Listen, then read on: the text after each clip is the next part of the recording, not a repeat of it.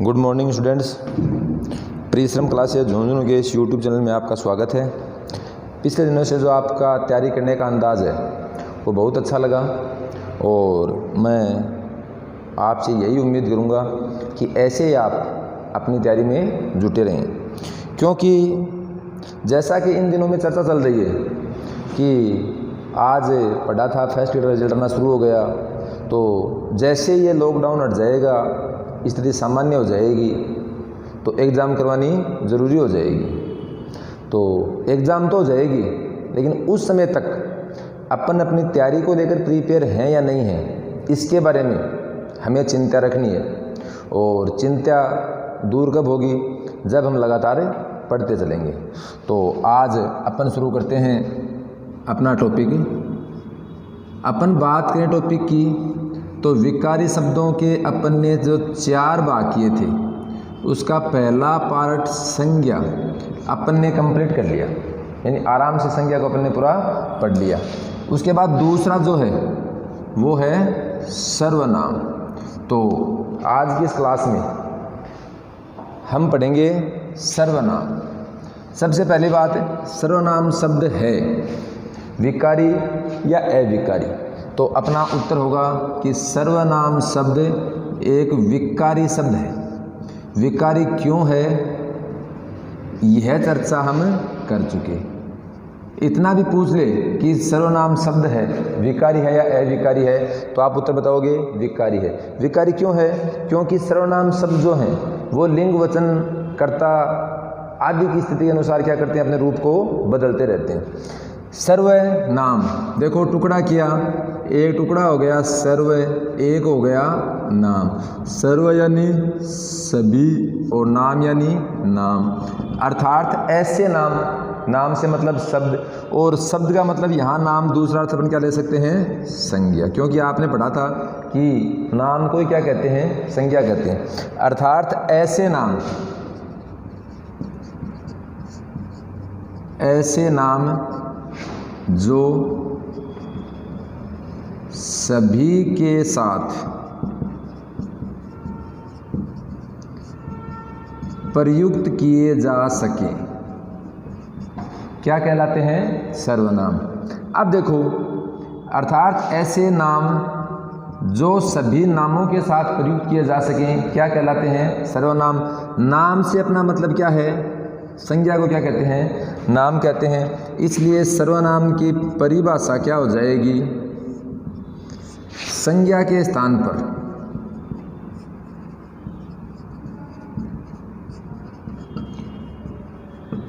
प्रयुक्त होने वाले शब्द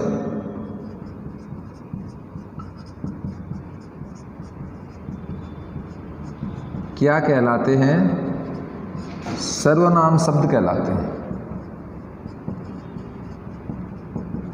या अपन दूसरी परिभाषा बताना चाहें तो संज्ञा के स्थान पर आने वाले शब्द क्या कहलाते हैं, सर्वनाम कहलाते हैं। जैसे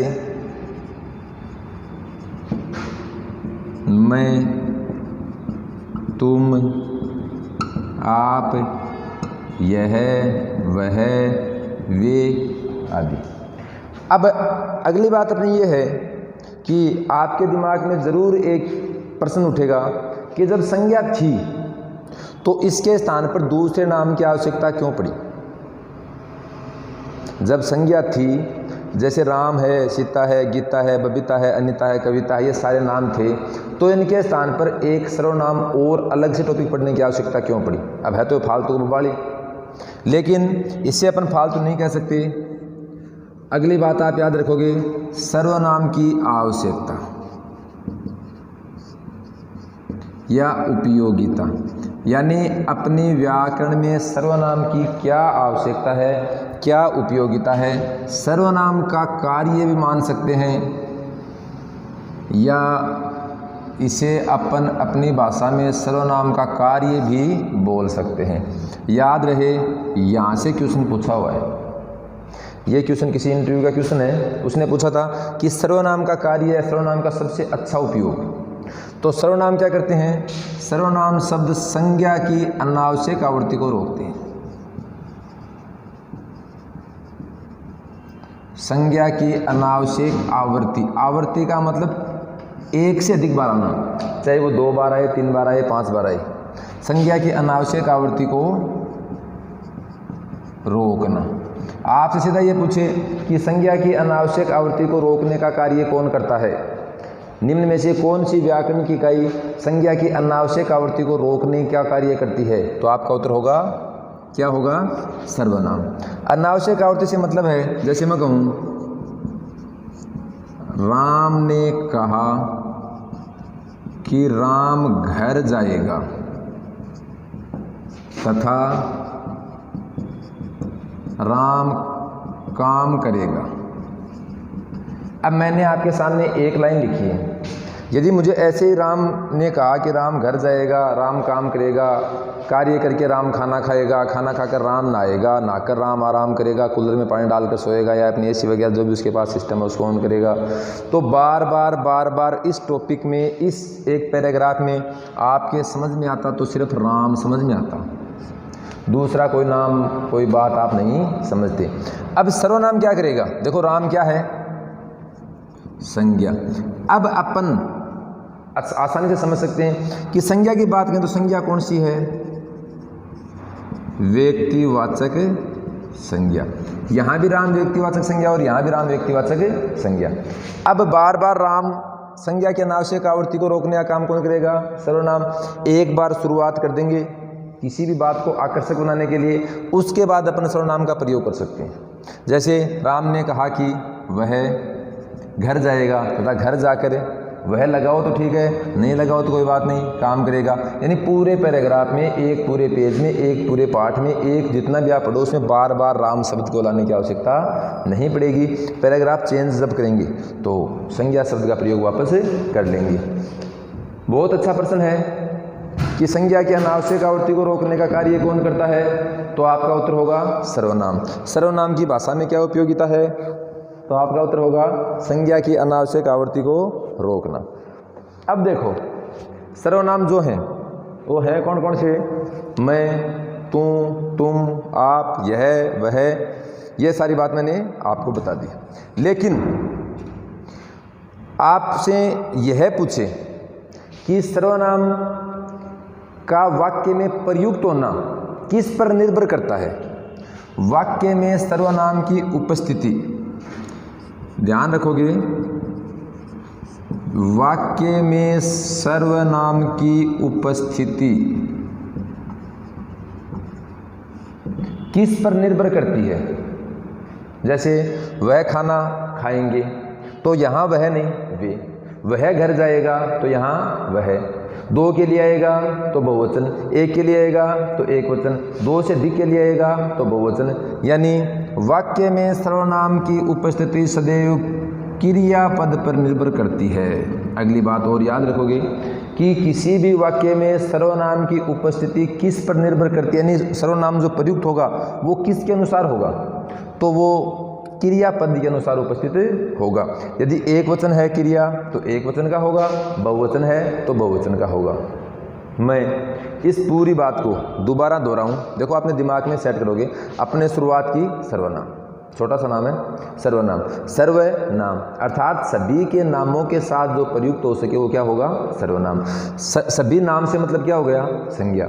यहीं से अपने परिभाषा निकाल ली कि संज्ञा के स्थान में प्रयुक्त होने वाले शब्द क्या कहलाएंगे, सर्वनाम। सर्वनाम शब्द हैं कौन से, मैं, तू, तुम, ये सारे आप पढ़ दोगे। उसके बाद आप दूसरी बात याद रखोगे कि सर्वनाम की आवश्यकता क्या पड़ी, जब संज्ञा थी तो सर्वनाम क्यों आया। तो याद रखोगे सर्वनाम संज्ञा की अनावश्यक आवृत्ति को रोकने का कार्य करता है। सर्वनाम वाक्य में किसके अनुसार प्रयुक्त होता है, बहुत अच्छा प्रश्न है, बहुत ही अच्छा प्रश्न है, समझने वाली बात है। तो सर्वनाम वाक्य में सदैव क्रियापद, क्रियापद का मतलब क्रिया जो है उसके अनुसार सर्वनाम वाक्य में लगेगा। तीनों बात आप याद रखोगे। अब मैं, तू, तुम, आप, यह, वह, ये सारे सर्वनाम तो हैं, लेकिन ये यौगिक सर्वनाम में आते हैं। यदि मूल सर्वनामों की बात की जाए तो अपन कह सकते हैं कि भाषा में मूल सर्वनामों की संख्या कितनी है। अगर ऐसा आज तक पूछा नहीं गया है, लेकिन पूछे तो उस समय आपको यह वीडियो बहुत याद आएगा और कभी ना कभी पूछेगा। पूछे कि मूल सर्वनाम या मुख्य सर्वनाम कितने होते हैं, प्रश्न पूछने हो क्यों ना हो, क्यों पूछ ले। मूल सर्वनाम या मुख्य सर्वनाम कितने होते हैं, तो वो होते हैं 11। दो भेद होते हैं, मूल सर्वनाम और यौगिक सर्वनाम। तो यौगिक सर्वनाम क्या हो जाएगा, जैसे मैं से मेरा बन गया, तुम से तुम्हारा बन गया, समझ गए। इनका, उनका, ये सारे यौगिक में आ जाएंगे। मूल सर्वनाम जो 11 होते हैं वो कौन कौन से हैं, मैं, तुम, आप, यह, वह, जो, सो, कौन, क्या, कोई और कुछ। मैं, तुम, आप, यह, वह, जो, सो, कौन, क्या, कोई, कुछ। यहाँ से यदि पूछे, सरस्वती माता ने चाहा पूछे, तो यही प्रश्न होगा कि निम्न में से कौन सा सर्वनाम मूल सर्वनाम नहीं है। आपको ऑप्शन देगा मैं, तुम, आप और एक यहाँ साथ में कर देगा तुम्हारा। या फिर निम्न में से कौन सा यौगिक सर्वनाम है, तो इनके अलावा हो जाएगा, वो कौन सा हो जाएगा, यौगिक। ये जो 11 हैं ये कौन से हैं, मूल हैं। तो अब तक की बातों में शायद हर बात से आप परिचित हैं।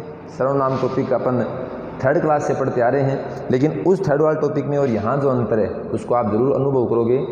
मैं कहना चाहूँगा मूल सर्वनाम आप ज़रूर याद करोगे। याद कैसे करोगे, इसका कोई भी शॉर्ट तरीका नहीं है। इसका एक ही तरीका है, बार बार पढ़ो, बार बार पढ़ो। एक बार पढ़ लिया, दो, मैं, तुम, आप, यह, वह, ये, वे, जो, सो, कौन, क्या, कोई, कुछ। कितनी भी बार बोलो, मैं, तुम, आप, यह, वह, जो, सो, कौन, क्या, कोई, कुछ। मैं, तुम, आप, यह, वह, जो, सो, कौन, क्या, कोई, कुछ। मतलब अपा अगर भैंस ने पानी पीता पीता भी लाइन बोल सका। अब भैंस के साथ पानी पीता पीता तो भैंस बात करा ना सके कि मैं फिल्टर पानी पीसूँ, मैं बिस्लेरी को पीसूँ, मैं यो फलाना पीसूँ, दिखड़ो पीसूँ। खेल में कहना है, साकल पकड़ रखिए, आपा, मैं, तुम, आप, यह, वह, जो, सो, कौन, क्या, कोई, कुछ। एक बार आपने याद कर लिए, बार बार याद नहीं करने पड़ेंगे। मेरी गारंटी है आपको किसी ना किसी एग्ज़ाम में, और विशेष तौर से SI या पटवार, इनकी एग्ज़ाम में जो हिंदी आती है वो ज़रा दूजे किस्म की आती है। अपन सोचते हैं उतनी सरल नहीं आती है। तो साथियों, मूल सर्वनाम आप याद रखने की कोशिश करोगे। फिर इनसे मैं से बन जाएगा मेरा, तुम से तुम्हारा, आप से आपका, यह, वह, जो, सो। इनसे जो दूसरे बनेंगे वो जाएंगे यौगिक सर्वनाम।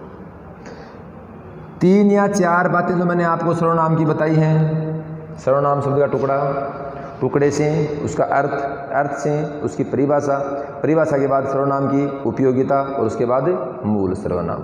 तो ये सारी बात आप याद रखोगे। अब देखो, सर्वनाम से आपसे क्वेश्चन कैसे पूछता है, टाइप ऑफ क्वेश्चन जो है उसमें पहली टाइप का क्वेश्चन ये होगा कि आपको पूछे सर्वनाम शब्द है विकारी।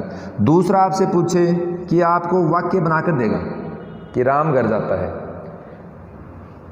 राम यहाँ हो गया संज्ञा, इसके स्थान पर देगा वह घर जाता है, रेखांकित पद में सर्वनाम है। तो ऐसे प्रश्न को करने के लिए इसी में तीसरा क्वेश्चन आपको ये देगा कि आपको 4 ऑप्शन दे दिए पहले से ही, और कहेगा कि निश्चित सर्वनाम का भेद बता दिया कि सर्वनाम के अनिश्चयवाचक सर्वनाम को प्रकट करने वाला उदाहरण। 3 ही क्वेश्चन है इसमें। फिर समझना, पहला क्वेश्चन इसकी प्रस्तावना से, रूपरेखा से कि मूल कितने होते हैं, यौगिक क्या होता है, टुकड़ा क्या होता है, क्या काम करता है, किसके स्थान पर आता है और किसके अनुसार प्रयुक्त होता है। तो याद रखोगे, क्रियापद के अनुसार प्रयुक्त होता है, संज्ञा के स्थान पर आता है। अब आपके दिमाग में एक बात बिल्कुल घर करनी चाहिए कि मुझे सर्वनाम के 3 तरह के क्वेश्चन पूछेगा, और उन तीनों तरह के क्वेश्चनों में पहला क्वेश्चन मैंने आपको बता दिया जो होगा वो होगा इसकी प्रस्तावना का। दूसरा क्वेश्चन जो होगा वो है कि आपको पहले वाक्य देगा और उस वाक्य में किसी एक पद को रेखांकित कर देगा और सर्वनाम के कौन से भेद को प्रकट करता है। तो यहाँ भेदों के नाम आएंगे व्यक्तिवाचक, जातिवाचक, भाववाचक, संज्ञा में होगा। कौन कौन से होंगे? पुरुषवाचक, निश्चयवाचक, अनिश्चयवाचक, जो इसके 6 भेद हैं। दूसरा क्वेश्चन जो होगा वो ये होगा कि आपको 4 उदाहरण पहले से ही देगा और फिर पूछेगा कि उस भेद को प्रकट करने वाला उदाहरण है। तो क्वेश्चनों की चर्चा अपन बाद में करेंगे, पहले अपन बात करें सर्वनाम के कितने भेद होते हैं। अगला अपना बिंदु साथ साथ है, आपको नोट करना बहुत ज़रूरी है।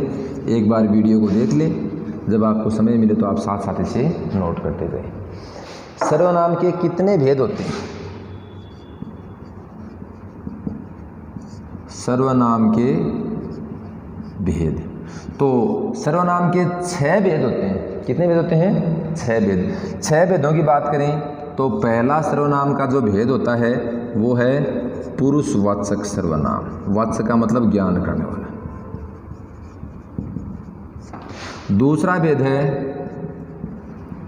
निश्चयवाचक सर्वनाम। तीसरा भेद है अनिश्चयवाचक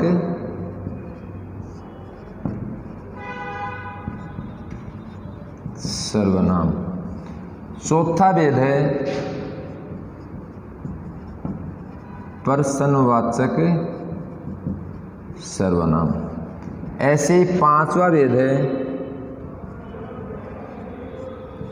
संबंधवाचक सर्वनाम। और छठा जो अपना है वो है निजवाचक सर्वनाम। सर्वनाम के 6 भेद होते हैं। पहला पुरुषवाचक, ये नहीं कि पहला ये है, आप इसे पहला बोल सकते हो, इसे पहला बोल सकते हो, इसे पहला बोल सकते हो, लेकिन किसी बात को याद रखने के लिए कहीं ना कहीं से शुरुआत करनी आवश्यक है। तो पहला भेद है पुरुषवाचक सर्वनाम, दूसरा निश्चयवाचक सर्वनाम, तीसरा अनिश्चयवाचक सर्वनाम, चौथा प्रश्नवाचक सर्वनाम, पांचवा संबंधवाचक सर्वनाम और छठा निजवाचक सर्वनाम। 6 भेदों के नाम आप नोट करो और एक बार अपने मन है मन से पढ़ो।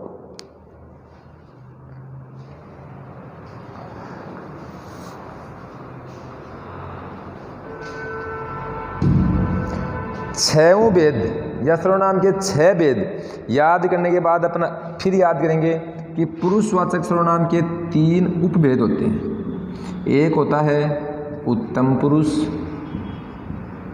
एक होता है मध्यम पुरुष और एक होता है अन्य पुरुष।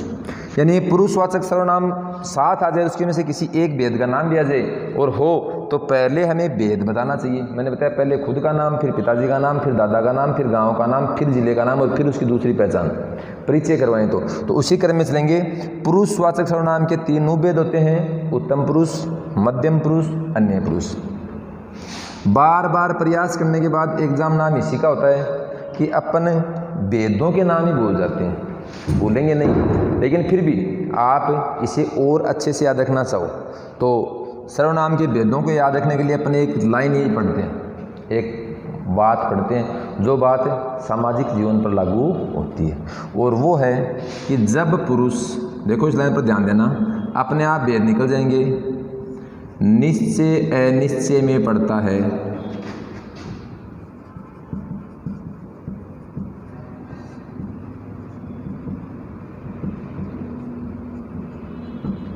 तो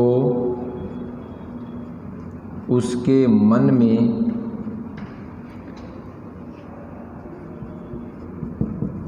तरह तरह के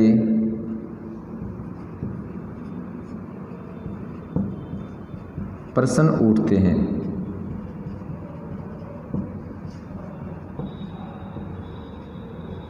जिनका संबंध निज से होता है। यदि ऐसी कोई बेतुकी ट्रिक बनाई है अपन, ट्रिक जो नाम है वो याद करने का नाम नहीं है, वो सिर्फ मन की संतुष्टि का नाम है। अरे मैं कहता हूँ जब आपके ट्रिक याद ही आ गई तो आपकी तो पूरा प्रश्न याद आ गया, और एग्जाम में नहीं याद आएगी तो ट्रिक ही नहीं याद आएगी। तो ट्रिक से हमें कुछ नहीं करना है, हमें तो जो एक आध बात जोड़नी है वो वास्तविकता के साथ जोड़नी है।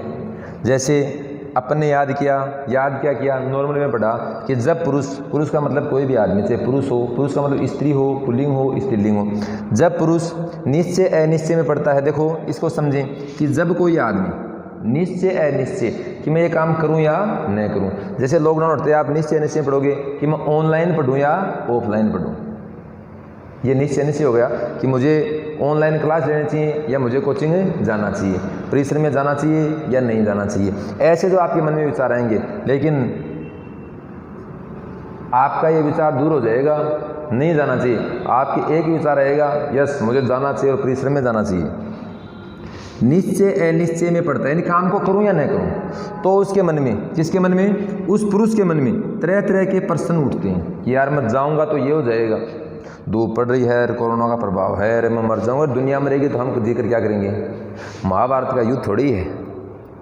महाभारत के युद्ध में भी आपने देखा होगा, पांडवों ने जीत कर 100 की प्रकट किया था कि जिसे दिखाने के लिए हम जीते थे वो तो आज रहे ही नहीं। किसके लिए जिए, किसको दिखाएं, धन वैभव ऐश्वर्य राजगद्दी किसके आगे हमारे कामयाब हैं, व्यर्थ हो गए, तो दुनिया ही मरेगी। तो मैं चाहता हूँ कि हम भी उनके साथ मरें, दुनिया जिए तो हम भी जिए। अब मन में मैं सोचना कि ना मत कौन मरूँ, तो आप मरोगे ना, सही मर जाएगा जना। प्रश्न उठते हैं कि जाऊं या नहीं जाऊं, जाऊं तो मेरे ये फ़ायदा होगा, नहीं जाऊंगा तो मेरे नुकसान होगा, वो पास वाला नौकरी लग जाएगा, मैं रह जाऊंगा, उसकी शादी वहाँ हो जाएगी, मैं वहाँ रह जाऊंगा, मैं उनके घर काम करता रहूँगा, वो मेरे से काम कराता रहेगा। ऐसे प्रश्न उठते हैं। जिन प्रश्नों का संबंध, जिनका संबंध यानी उन प्रश्नों का संबंध निज से होता है, निज यानी खुद से, खुद यानी पुरुष से होता है। छोटी सी बात है कि जब कोई आदमी काम न करूँ न करूँ इस चक्कर में पड़ जा, जब भी आदमी के मन में तरह तरह का विचार आऊँ डंडोल, और सारे विचारों डंडोलों को संबंध क्या हुआ है, खुद हुआ है। आप पुरुष न मान लेंगे पुरुषवाचक, निश्चय न मान लेंगे निश्चयवाचक, अनिश्चय न मान लेंगे अनिश्चयवाचक, प्रश्न न मान लेंगे प्रश्नवाचक, संबंध न मान लेंगे संबंधवाचक, और निज न मान लेंगे निजवाचक। तो साथियों, मैं यह मानूँ कि ई लाइन के द्वारा अपा कोई ने भी सर्वनाम का 6 भेद आराम याद करवा सका, रटाने की जरूरत ही नहीं। देखो छोटा टावरा का दिक्कत क्या है, छोटा को मतलब मेरे यहाँ कहेंगे 3-4 साल को, जो 6-7 क्लास में पढ़ाई का दिक्कत क्या है कि भी संज्ञाकार, सर्वनामकार, विशेषणकार, क्रियाकार, बहुत सा भेद हो जाए ना, वो खुद ही कन्फ्यूज हो जाए। बुझो आप संज्ञाकार बताओ वो सर्वनामकार, पूछो सर्वनामकार बताओ वो क्रियाकार, या फिर आप तैयारी करता 5-7 महीना छोड़ दें तो खुद भी कन्फ्यूज हो जाए चीज़ में। तो सर्वनाम के लिए आप लाइन पक्की याद रखना कि जब कोई आदमी निश्चय अनिश्चय में पढ़ता है तो उसके मन में तरह तरह के प्रश्न आते हैं, और सारे प्रश्नों का संबंध निज से होता है। अगर थाने मेरी बात अच्छी लगी तो एक बार वीडियो लाइक करो, शेयर करो, कमेंट करो, और एक बार लाइन से खुद बोलो और सोचो कि 6 का 6 भेद में ई लाइन के द्वारा याद कर सकूँ हूँ, और कर सकूँ नहीं फिर आसानी हो याद भी कर सको। याद करने में कोई दिक्कत नहीं लगी। उसके बाद अपन अगली बात शुरू करेंगे। बहुत सरल है। अब देखो ये जो 6 भेद हैं अपने जो पढ़ेंगे वो सिर्फ 6 भेद पढ़ेंगे कि 6 भेदों में कौन सा भेद कहाँ आता है। इनमें से इम्पोर्टेंट 3 ही हैं। पुरुषवाचक से क्वेश्चन पूछने की संभावना रहती है, निश्चयवाचक से संभावना रहती है, या फिर आपसे पूछता है निजवाचक से। अनिश्चयवाचक, प्रश्नवाचक और संबंधवाचक से शायद ही प्रश्न पूछे, थोड़ा बहुत चांस प्रश्नवाचक का भी है। ये मत कहना सर आपने तो सारे बता दिए, सारे बता दिए। देखो मैंने 1 नंबर पुरुषवाचक को ही दिया है, निश्चयवाचक को नहीं दिया। क्यों? क्योंकि ये एक दूसरे के साथ तारतम्यता बना चलेंगे। तारतम्यता का मतलब एक बात याद आगे दूसरी आप ही आ जाएगी। 5 भेद पढ़ते हैं, छठवा आप ही रह जाओ, माथा पच्ची करनी को नहीं। जिंदगी बहुत छोटी है, इम कह लो कितना सा ख्वाब रहे के रहे, एक सर्वनाम थोड़ी है तो भी लग गया ना। जितना पढ़ो ऐसे पढ़ो कि दोबारा उसको पढ़ना नहीं पड़े और दिमाग को जोर नहीं है। 3 भेद हैं, उत्तम पुरुष, मध्यम पुरुष, अन्य पुरुष। अब अपन शुरुआत करेंगे, वो करेंगे पुरुषवाचक सर्वनाम की। यहाँ अपन बात करेंगे कि कितने क्वेश्चन पूछता है, कैसे कैसे क्वेश्चन बनते हैं और कैसे कैसे पूछता है। अगला आपके लिए विशेष समाचार ये भी है कि जल्दी अपने परिश्रम क्लासेज के इसी चैनल पर आपको ऑब्जेक्टिव भी मिलना शुरू हो जाएगा। ऑब्जेक्टिव क्वेश्चन हर टॉपिक के 20, 30, 50 अच्छे क्वेश्चन कौन से एग्जाम में आए हैं, कैसे इनका उत्तर हुआ और कैसे इनका उत्तर करना चाहिए, इसके लिए बहुत ज़ोरों शोरों से तैयारियां चल रही हैं। तो आप तैयार रहें। जैसे जो टॉपिक पहले पढ़ा दिया उसी के आपको क्वेश्चन मिल जाएंगे। तो मैं उम्मीद करता हूँ कि जितना आज आपको बताया है उतना आपने याद किया होगा। बताया है वो देखो एक बार मैं फिर दोहराऊँ। सर्वनाम सबसे पहली बात विकारी शब्द है। अब आप 1 मिनट में पढ़ाना अपनी भाषा में 2 लाइन कि क्या की जगह आवे, संज्ञा की जगह, क्या के अनुसार आवे, क्रियापद के अनुसार। हो गई बात। क्यों आता है, संज्ञा की अनावश्यक आवर्ती रोकने। कितना भेद हो में 6 कौन कौन सा हुए आलाइन आपने याद है, पुरुष निश्चय निश्चय पढ़ता है तो उसके अंदर प्रश्न उठते हैं जिनका संबंध निश्चय होता है। पहला पुरुषवाचक उसके कितने भेद होते हैं? 3। कौन कौन से? उत्तम पुरुष, मध्यम पुरुष, अन्य पुरुष। पहला और सरल प्रश्न आपसे पूछे कि निम्न में से सर्वनाम का भेद नहीं है, वहाँ पर आपको व्यक्तिवाचक, निश्चयवाचक, अनिश्चयवाचक और प्रश्नवाचक। देखो सर्वनाम का भेद नहीं है, ए को बुझ तो कोने पर SSC GD की जगह परीक्षा होने 10th लेवल की भी यही प्रश्न पूछा है। सर्वनाम का भेद नहीं है, पहला ऑप्शन दिया आपको व्यक्तिवाचक, दूसरा दिया आपको निश्चयवाचक, तीसरा दिया आपको अनिश्चयवाचक और चौथा दे सभी भेद हैं। तो अदल गलती सलगत जाए, गलती मत करे, सभी भेद हैं। वो पुरुषवाचक है, रियो है व्यक्तिवाचक, व्यक्ति पुरुष वो तो एक ही चीज़ है।